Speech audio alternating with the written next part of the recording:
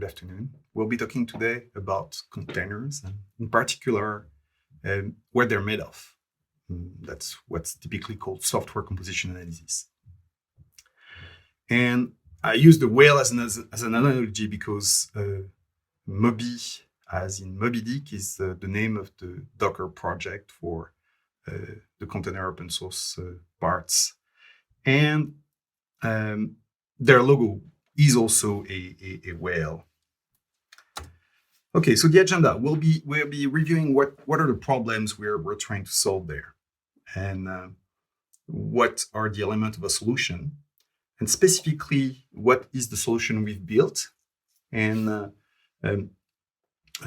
what are the specific areas and techniques that are being using. And finally, at the end, we'll look a bit at the architecture and alternative tools. So I'm your commentator today. My name is Philippe Ombredanne. A few facts about me. So I'm a long-time free and open source software contributor. I signed off on one of the largest commits about lines deletion in the source code tree of the Linux kernel. And actually, these were only command lines, and furthermore, license commands. Nevertheless, that's one of the largest. So I'm very good at deleting commands, especially license commands. And that's a skill, trust me. I'm also repenting code harder in the sense I used to have 60,000 forks of projects and repos, Git repos on GitHub. I now only have about 20,000. Why? It's about as fast to fork than it is to bookmark. And because I'm a sort of code librarian, and being able to keep track of all the code I've ever looked or intend to use is actually a good thing for me. I maintain a lot of projects, and I've been a long time mentor and helper in various initiatives like the Google Summer of Code. So the problem with container is, first, it's really a user land without a kernel. You could say it's a root file system. It's actually not a root file system. It's many root file systems layered on top of each other. And it's typically using it, at least in the case of Docker, a union file system. And it's not mandatory, but that helps quite a bit. And really, each layer can have duplicated or updated packages and files, and contain system applications and or other files, and really many of them, thousands and thousands. And so we really have a lot of packages. Most of them are pre-built binaries. And the base image itself is often built by folks that will bypass some of the checks that are made by distro packages, just as out of convenience.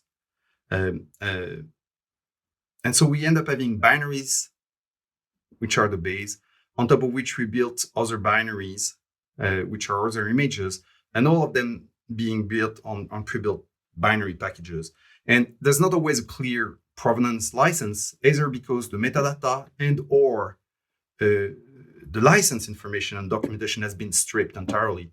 Why? Just because we like to have containers that are small, so they boot faster. And if you remove these, they'll be smaller, significantly smaller in some cases. So the net effect is really a lack of traceability. And what's the problem? Everybody loves using piles of unknown binaries, right? No, well, not really. We really need to know if this is open source code. We'd like to know the source, right? It's important. Maybe there's redistribution obligations, but in anything, being able to tinker and play with and hack the source is really important. That's part of what open source and free software is about.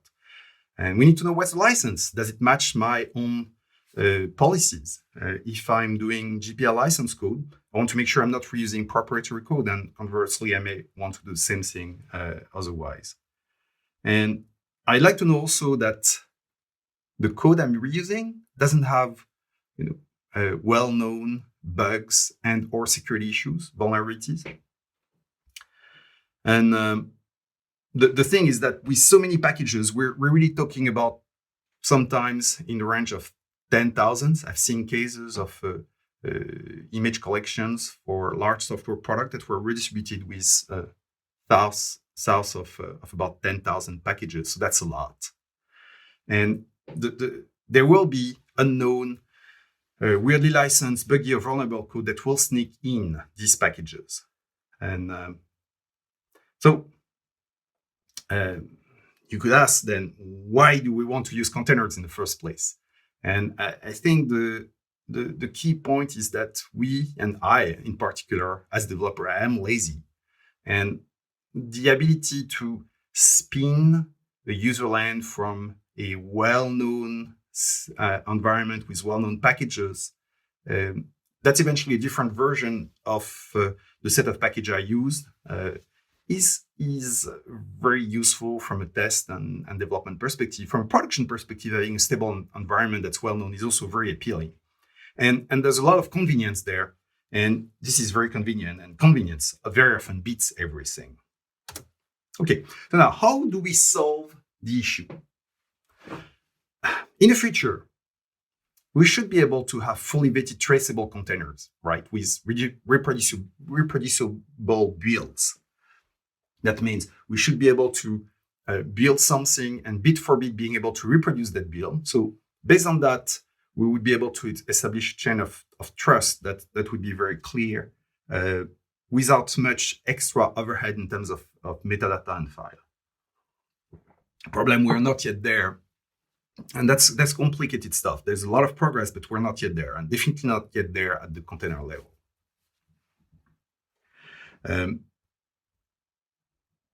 The approach for now is to use this technique called software compositionalities, which is to analyze the code as it exists. And there's very different ways. What we're talking here about is doing it using static analysis. That means without actually running the container. We're looking at the file's address, which hence the name of the talk.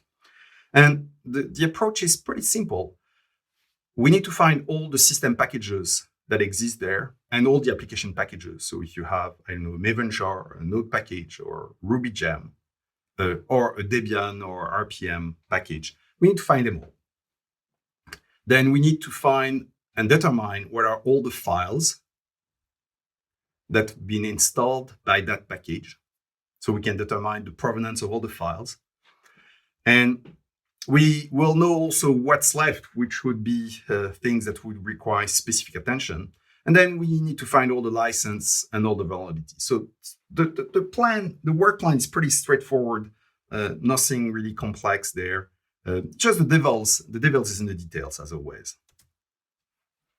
So an ideal solution would be all of open source, made of free and open source software, not only source code, but also open data. And what I like to have is a guarantee that every file in an image, in a container image, has been vetted. So there's no ambiguity about where it's coming from. And which means really just looking at mere inventory of packages and or documented licenses is not enough. We need really to dive down so that every single file in a container image has been accounted for.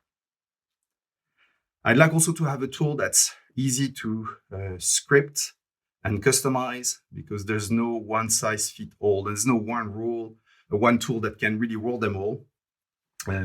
Sometimes I want to build specific tools for a specific process. I may know something about my environment that I should be able to take advantage of. And again, the goal here is to do it without running the containers. So the benefit there is that there's two things.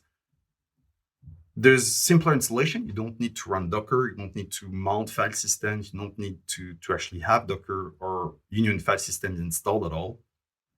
So that's makes simpler installation. The second thing is that it avoids something which is called the observer effect, typically granted to Niels Bohr,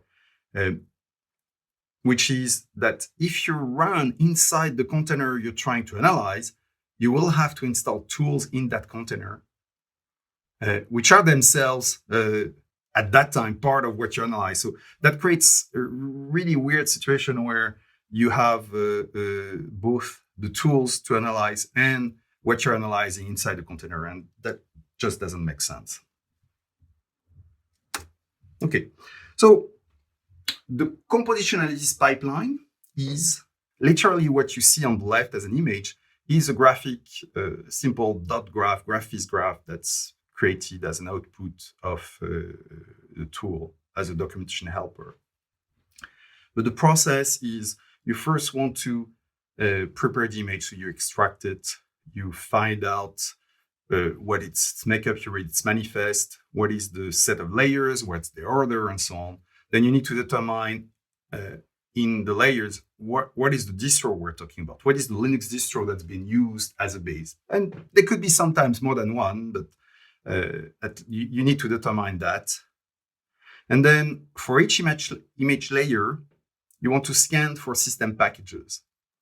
And you want to start at the bottom layer and go up, knowing that typically the installed package database at the top layer will contain the result of all the installation of system packages that have been done across the whole range of layers. So it's basically, you get the set of system packages at the bottom layer, then you go to the next layer, you get the set of system packages installed there, and you subtract that from the original set. So you know exactly the subset of packages that were just installed at that level. And you do the same for application packages. And here we use parsers to detect application packages that come from another tool that I maintain called scancode. At each level, we need to find which files were installed by these. And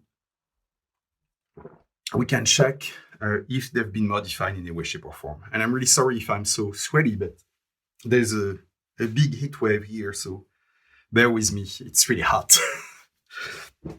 Okay. Once we've collected all the system and application packages, we're left with a bunch of files, which are the remainders. And we want to scan them for original license as much as we can. And that includes all the files, including binaries. And the worst case scenario is that we cannot squeeze anything out of them. And then we will tag these as files that need specific attention because they have an undetermined origin license and potentially security issues and else. And we also want to dispose of things which would be obvious, non-interesting files. It's very possible, quite likely, that you have an etc host file that could have been generated by a post-installation script and or that could have been modified. Nevertheless, it's not a big deal, right? We know what a host file is, and the fact it's been modified may not always be a concern. In most cases, it's not. So you may want to dispose of explicitly as being less interesting files, which would be config files, temp files, and anything that would be log, transient, database files. So just to make sure we're clear here, I hope everybody understands a bit this idea of a union and layer file system. The thing is that literally you have a bunch of directories which are layered on top of each other. And at runtime, a union file system, such as a UFS or overlayFS, are actually merging these together in a single file directory tree, a root file system. And when you look down from the top layer down, there's this notion of masking or whiteout, where the file can mask a file at the same pass in lower layers. Nevertheless, the files are always there, even if they're being masked or there. So now, typically there's a kernel drivers and file system drivers used for that. And rather than actually requiring and relying on these to be installed, we use two approaches. One is to squash the image, where we take all the tarball of each layers and merge them together as if they were a union file system. So literally reproducing the procedure done by the union file system in this case, but without the need for a specific driver. Or we can analyze layer by layer. And as I said earlier, to make also ensuring that you check the diffs of what's been analyzed in the previous layer to avoid the duplicates. I have a library called Container Inspector, which implements these two techniques, and that's what we're using in the tool. Now, we need to determine, second step, what's in the Linux distro. And there's historically a lot of different ways in many different distros to determine what was the distro name and the distro version and such. It was really a mess, frankly. If you look at some of the libraries and complexity, they've been trying to figure out all the details on historical Linux distro. Pretty much every distro was coming with its own set of magic files that contain configuration information and description metadata. Nowadays, FreeDesktop came with the OS release, and that's really the golden standard. Every modern Linux distro has that, so that's really the way to go. Now, there's a caveat, which is some containers don't use a distro at all.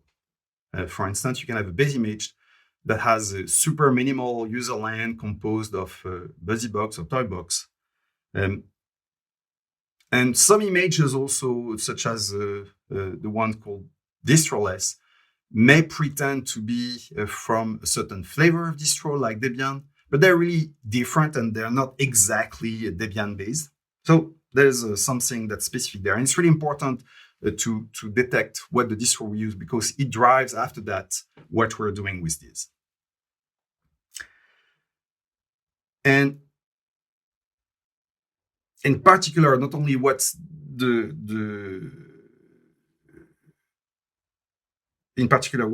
system packages database that we use for each of these distros, and which leads to the topic of system packages.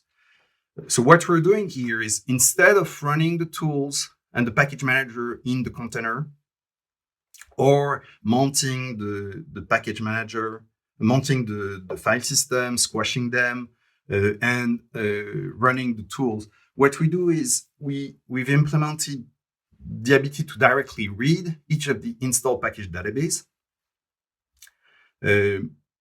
So for instance, on Debian distributions, you have a status file, which is a text file, essentially an RFC 822-like email format, which contains a list of all the installed packages, together with a bunch of files which are listing each of the files installed by that package.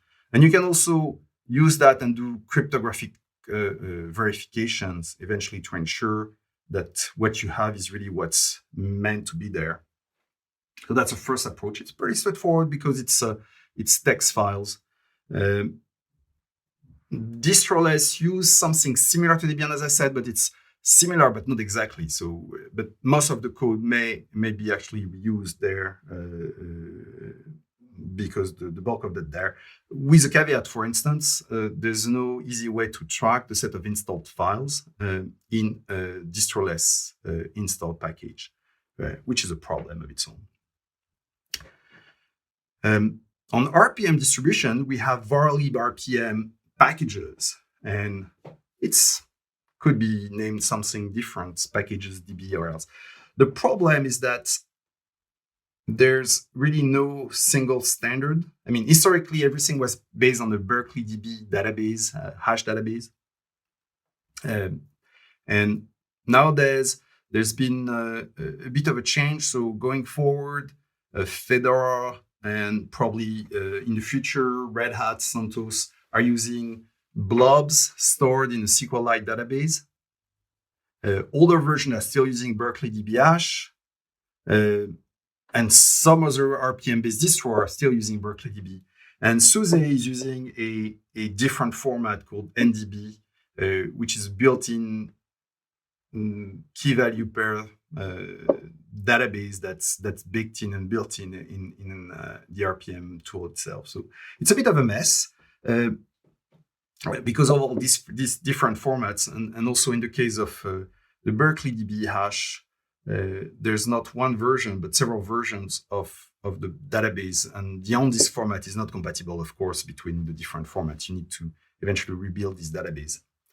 In the case of Alpine, we have something which is pretty much the same as Debian, except that they like to be very minimal. So instead of using explicit field names, they use single character field names, and because it's a single character, they have to make it case sensitive. So it's a bit more quirky, but eventually we have something which is very close to what we have in Debian. Now, the thing is, what about the system packages of other distributions, right? Right now, we're supporting Debian and Debian-like and Alpine. We're adding next RPM. It's not yet there. The thing is that other system package database, installed package database for other distros can be derived reasonably easily from existing distro handlers. If you think about Alt Linux, which is close to home, it's a Russian distribution, and it uses apt RPM, which is a crossover between apt and RPM, but it uses RPM in terms of its own this database format. So, and it's using actually the BDB, Berkeley DB hash format for that. So that would likely be very easily derived from the RPM format, RPM support. Arch Linux is using text files with a well-defined format that are also used in a few other places, together with M3 and files list, which provides a clear way to track the files that are installed with Pacman. And there's a bunch of existing parsers that can be used and that could be used to reasonably easily add support for these new system package distros. Okay, now we've scanned for all the system packages, we've verified what were the files, and we've subtracted that for our overall file inventory. The next step is scan for application packages. That means Python, for instance, we have side packages, NPM, node modules, Maven jars, Ruby gems, and so on. The point is that there are conventions used by each of these package managers, actually application packages, where you have manifest and or file format and or magic files and or structures that we can use. And scancode toolkit, actually scanners implement many parsers that allow to detect these and report the metadata and that we can use to actually find out which package and what are their installed files. So it's not trivial because there's a lot of re-implementation of the as installed formats on disk by many of these packages. And in some cases, this is not something that's super well documented. It's supposed to be some kind of internals in many cases. Nevertheless, it does a pretty darn good job. And at the end of that, we have now system packages and their files. We have application packages and their files. And now there's a problem is that, of course, we've been trusting what was installed and the as installed metadata that we found in the root file system of the image. And what if a package would lie about what it's been installing, right? That's very possible. The approach is that we should trust but verify. And there's two ways to verify. One is to use built-in crypto and signatures. In the vast majority of the case, these packages are signed, and there are signing keys, and there are public keys that we can retrieve, and we could verify that the file's integrity is correct, the keys have not been tampered with, and that we can have a chain of trust that we can rely on. So that's one thing. The other approach is to look up in a database of known packages and files. If you have the packages of every single package available out there, with all their files, and you have checksums for each of them, you could do a lookup on the SHA-256, for instance, and verify explicitly that the file you know are from this package are really present in the package and are not something else that you don't know about. In the end, I hope I'll be able to implement sometimes the crypto part and signature check. But there's so many signature schemes that in the end, looking up is somewhat easier. And we have a project to build an open database of all the packages and all the files. And there's already something that's been made available as a tool called ClearCode, which creates a database out of another project I'm involved with, and it was confounder called Clearly Defined, which tries to scan for licenses all the packages. Another source of data there is the software heritage database, which contains a few hundred terabytes of all the source code.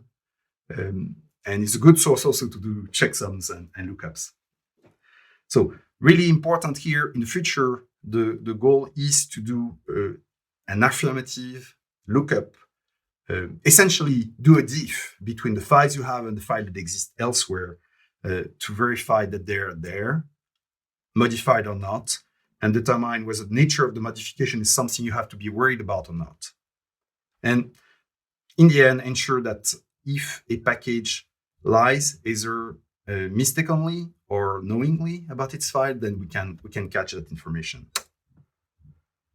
Okay. And then what we're left with is to scan for remaining files. We've looked at files that are part of the system and application packages. We want to make sure there's a subset of files that we can analyze now. They can be things that we scan with scancode toolkit, and eventually in the future, the same way I was talking about in a second ago, is we will be able to do a lookup in an open database of all these files by checksum. But first and foremost, we're trying to find license and origin clues. Hopefully, because of the progressive approach where we first look at the system and application, the set of files that end up in that bucket should be pretty small. And the ones that have no origin and license clue should be even smaller.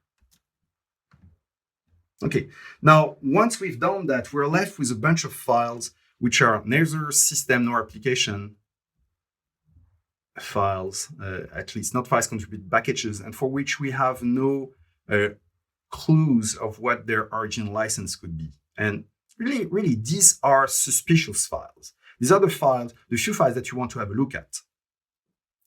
Except for the ones that are, of course, as I said earlier, log files, stem files, transient files that are not problematic, but they really need to be subject to extra analysis. And that's not the topic here, though there are tools, and I have tools called traceCode. You can do further introspection of the binaries, for instance, look up for dwarf debug symbols, ELF symbols.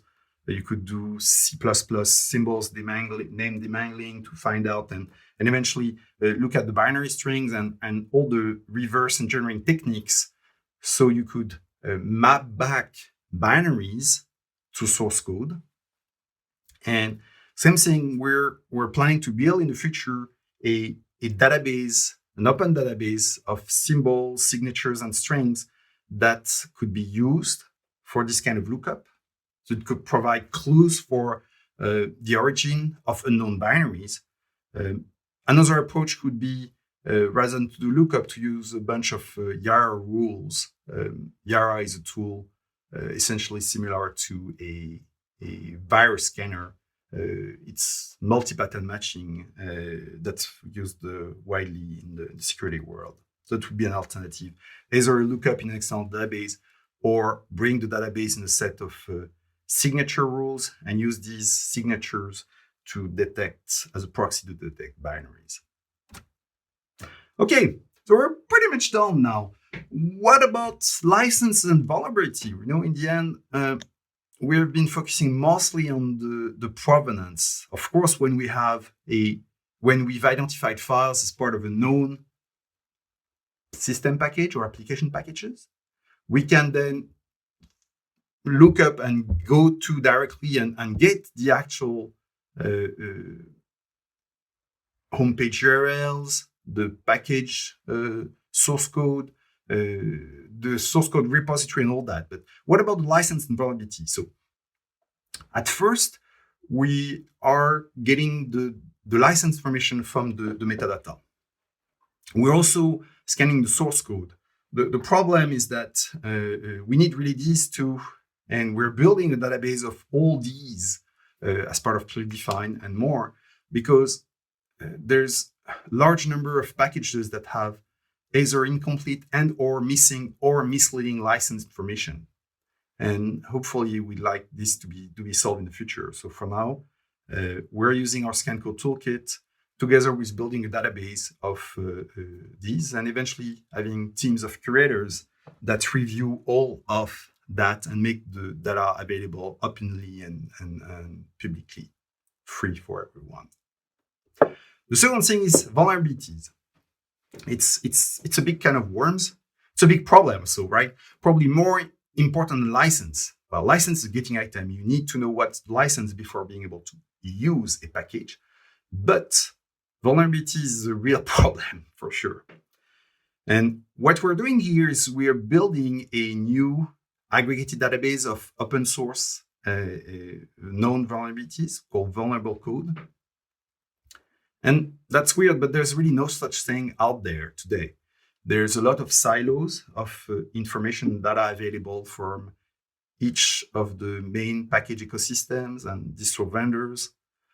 You have data buried in each of the bug trackers and security trackers.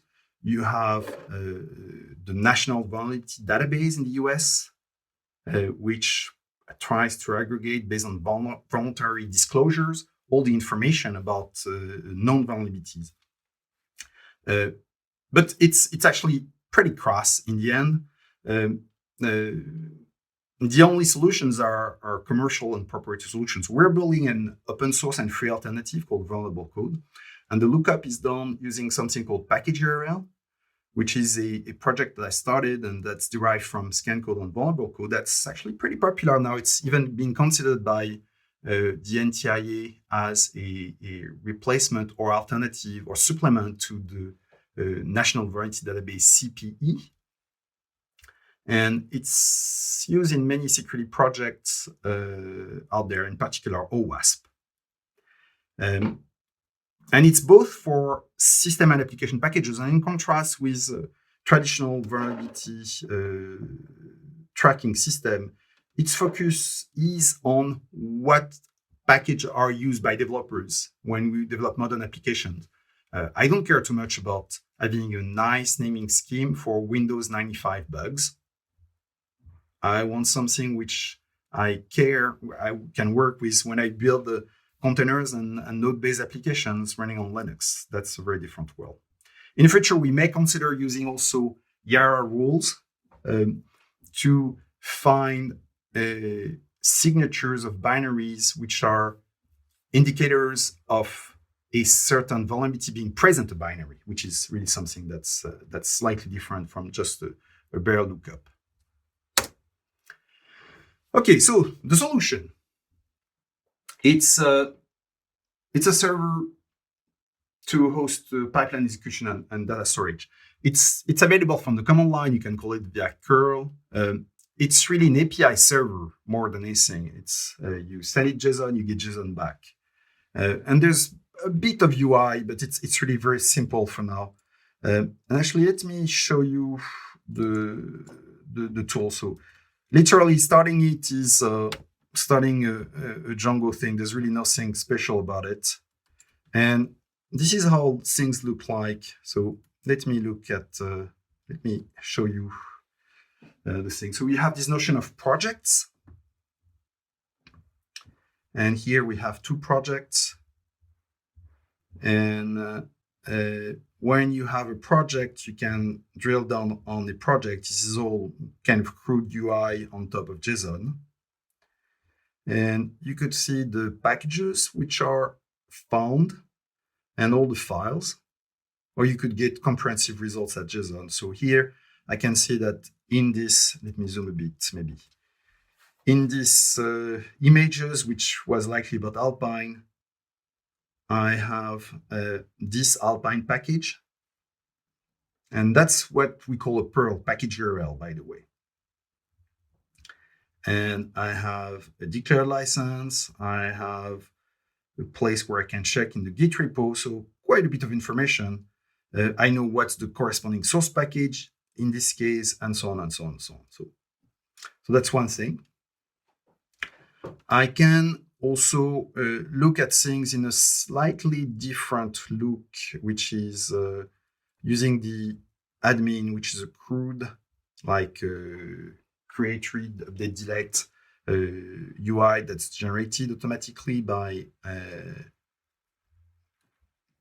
Django.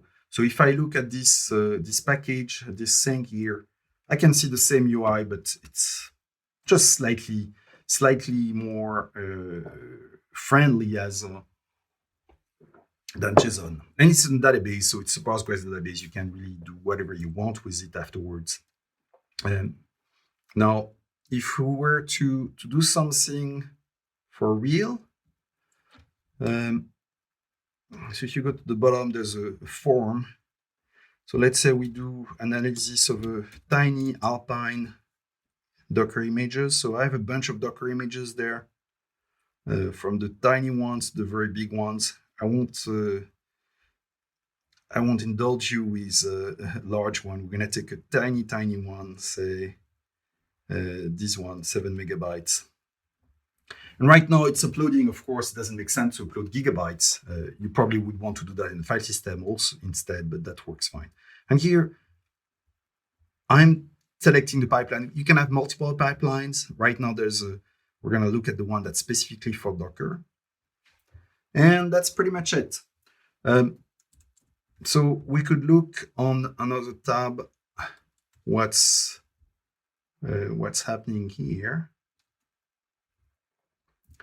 And we can see that there's already information about the image that was found. So the Docker version, it's Linux. It's based on x86-64. We have the history of the image. So all these are standard information. Then we have information about distro. It's clearly Alpine's version 3.11.3. That comes from the TCOS release. And then we have a summary of the resource being files and directories and symlinks and else, and a summary of the packages that were found. And we can refresh a bit to see what's been happening. So it's actually finished now. So we found one file that needed to be scanned because it was not part of any package at all. 388 symlinks, 79 files that were part of system package, and 10 kind of a transient, not interesting files. And we have found 14 packages, one of which has missing resources and one has modified resource, meaning a modified file. And so let's look a bit maybe at something a bit more involved, because it's actually a good example. Let me use instead this. So this is another image that's using Alpine. It has a bit more packages, 28, so not a big deal either, but still a bit more. I can look at each of the package. So if I dive in one package, I have detailed information, and I have eventually also the list of all the files there that are part of that package at the bottom.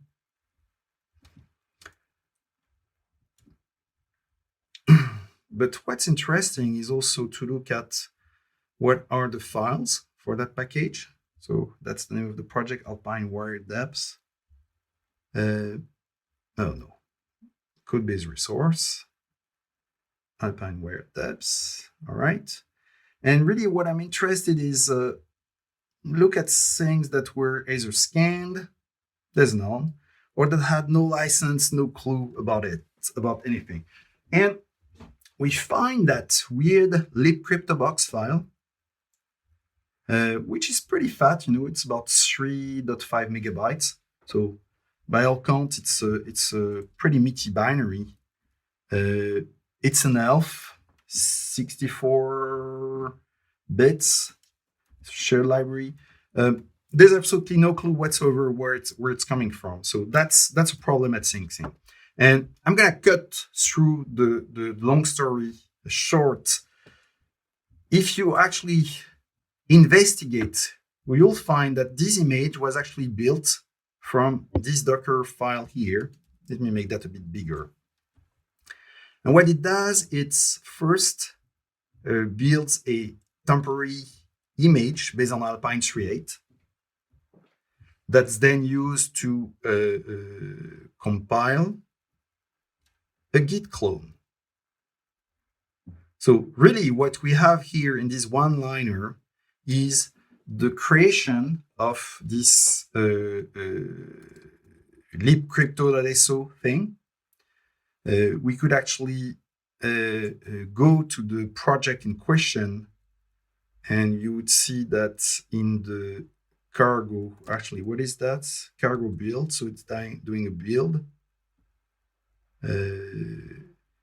It's defining a bunch of dependencies. Some of them are also fetched through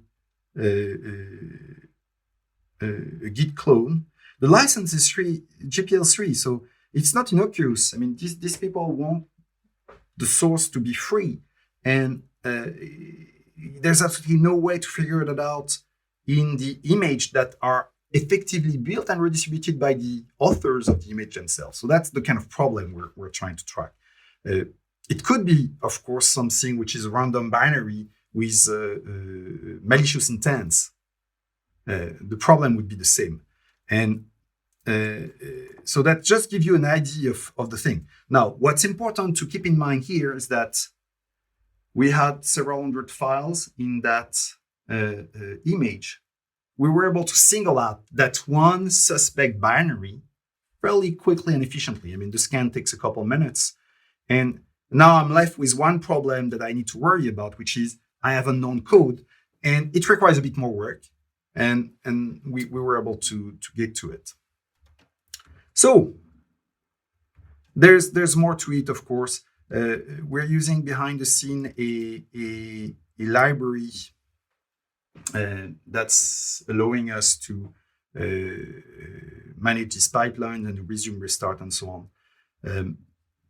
That's called Metaflow. It's from Netflix. And inside, we have a lot of different libraries and utilities that we use, which we built purposefully for that. And all of them are free and open source. And progressively, we're building more of it, especially on the backend database side.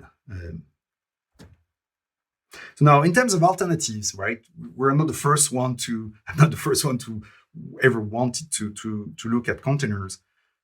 There's a bunch of tools called Turn, Trivy, Claire, Encore that provide similar features. In practice, most of them, except for Turn, are really focused on security first.